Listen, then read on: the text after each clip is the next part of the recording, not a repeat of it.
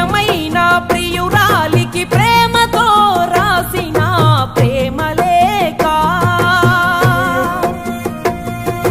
స్వయమైన చేతులతో ముక్కలుగా చింపిందే మనసు రేఖ నువ్వు శివని కాదే నిన్ను ప్రేమించింది, నువ్వు దేవతవని కాదే నిన్ను పూజించింది, నువ్వు నింగివని కాదే నేలనేమైంది, నా ప్రాణం అనే కదా నీకు అలుసయ్యింది.